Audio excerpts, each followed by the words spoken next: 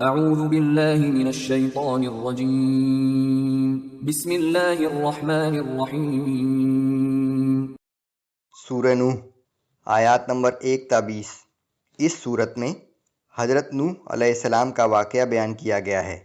ایک طرف رسول اللہ صلی اللہ علیہ وآلہ وسلم کو تسلی و تشفی کہ تبلیغ دین ایک بہت مشکل اور صبر آزما کام ہے، تو دوسری طرف مشرکین مکہ کو انتباہ کہ جو لوگ اللہ کے رسول کی تکذیب کرتے ہیں وہ بہرحال خسارے میں رہتے ہیں۔ بسم اللہ الرحمن الرحیم۔ انا ارسلنا نوحا الى قومه ان انذر قومك من قبل ان يأتيهم عذاب علیم۔ بے شک ہم نے نوح علیہ السلام کو ان کی قوم کی طرف رسول بنا کر بھیجا اور حکم دیا کہ اپنی قوم کے لوگوں کو خبردار کر دے قبل اس کے کہ ان لوگوں پر ایک دردناک عذاب آ پہنچے۔ قال یا قوم انی لکم نذیر مبین۔ سو انہوں نے کہا کہ اے میری قوم کے لوگوں، بلا شبہ میں تمہارے لیے واضح طور سے خبردار کرنے والا پیغمبر ہوں۔ ان اعبدوا اللہ واتقوہ واطیعون۔ اور تم سے کہتا ہوں کہ اللہ کی بندگی اختیار کرو، اسی سے ڈرو اور میری اطاعت کرو۔ یغفر لکم من ذنوبکم ویؤخرکم الی اجل مسمی۔ ایسا کرو گے تو اللہ تمہارے گناہ معاف فرما دے گا اور تمہیں ایک وقت مقررہ تک مہلت عطا کر دے گا۔ ان اجل اللہ اذا جاء لا یؤخر لو کنتم تعلمون۔ حقیقت یہ ہے کہ جب اللہ کا مقرر کیا ہوا وقت آ جاتا ہے تو پھر اس میں ایک لمحے کے لیے بھی تاخیر نہیں کی جا سکتی، کاش تمہیں اس کا علم ہو جاتا۔ قال رب انی دعوت قومی لیلا ونہارا۔ بالآخر نوح علیہ السلام نے عرض کیا کہ اے میرے رب، میں رات دن انہیں توحید کی دعوت دیتا رہا، فلم یزدہم دعائی الا فرارا۔ لیکن میری دعوت کا صرف یہی اثر ہوا کہ ان کی سرکشی بڑھتی ہی گئی۔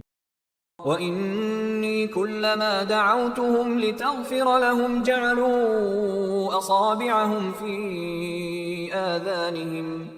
جَعَلُوا أَصَابِعَهُمْ فِي آذَانِهِمْ وَاسْتَغْشَوْا ثِيَابَهُمْ وَأَصَرُّوا وَاسْتَكْبَرُوا اسْتِكْبَارًا۔ اور جب بھی میں نے انہیں تیری طرف رجوع کرنے کے لیے بلایا تاکہ تو انہیں بخش دے، تو انہوں نے کانوں میں انگلیاں ٹھونس لیں اور اپنے منہ کپڑے سے ڈھانک لیے اور بڑے تکبر سے کفر ہی پر اصرار کرتے رہے۔ ثم انی دعوتهم جہارا۔ پھر میں نے پکار پکار کر انہیں تیرا پیغام پہنچایا۔ ثم انی اعلنت لهم واسررت لهم اسرارا۔ پھر میں نے انہیں اعلانیہ بھی سمجھایا اور علیحدگی میں انفرادی طور سے بھی۔ فقلت استغفروا ربکم انه كان غفارا۔ میں نے ان سے یہ بھی کہا کہ اپنے رب سے مغفرت طلب کرو، بے شک وہ بہت مغفرت کرنے والا ہے۔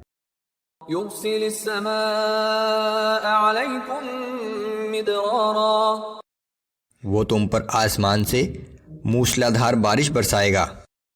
وَيُمْدِدْكُمْ بِأَمْوَالٍ وَبَنِينَ وَيَجْعَلْ لَكُمْ جَنَّاتٍ وَيَجْعَلْ لَكُمْ أَنْهَارًا۔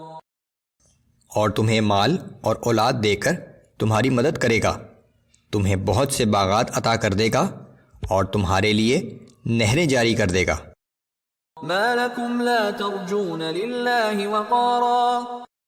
تمہیں کیا ہو گیا ہے کہ تم اللہ کی عظمت و وقار کا بھی لحاظ نہیں کرتے؟ وَقَدْ خَلَقَكُمْ أَطْوَارًا۔ اور تم اس حقیقت پر غور نہیں کرتے کہ اس نے کس طرح تمہیں مختلف مراحل سے گزار کر پیدا کیا ہے۔ أَلَمْ تَرَوْا كَيْفَ خَلَقَ اللَّهُ سَبْعَ سَمَاوَاتٍ طِبَاقًا؟ کیا تم نہیں جانتے کہ اللہ نے کس طرح 7 آسمانوں کو ایک دوسرے کے اوپر بنایا ہے؟ وَجَعَلَ الْقَمَرَ فِيهِنَّ نُورًا وَجَعَلَ الشَّمْسَ سِرَاجًا، اور آسمان میں چاند کو روشن اور سورج کو چراغ بنایا ہے۔ وَاللَّهُ أَنبَتَكُم مِّنَ الْأَرْضِ نَبَاتًا، اور اللہ نے کس اہتمام سے تمہیں زمین ہی سے نباتات کی طرح پیدا کیا ہے۔ ثُمَّ يُعِيدُكُمْ فِيهَا وَيُخْرِجُكُمْ إِخْرَاجًا، پھر وہ تمہیں اسی زمین میں واپس لے جائے گا اور روز قیامت پھر اسی زمین سے تمہیں باہر نکالے گا۔ وَاللَّهُ جَعَلَ لَكُمُ الْأَرْضَ بِسَاطًا لِتَسْلُكُوا مِنْهَا سُبُلًا فِجَاجًا، اور اللہ نے زمین کو تمہارے لیے فرش کی طرح ہموار بنا دیا تاکہ تم اس کے کشادہ راستوں پر چل پھر سکو۔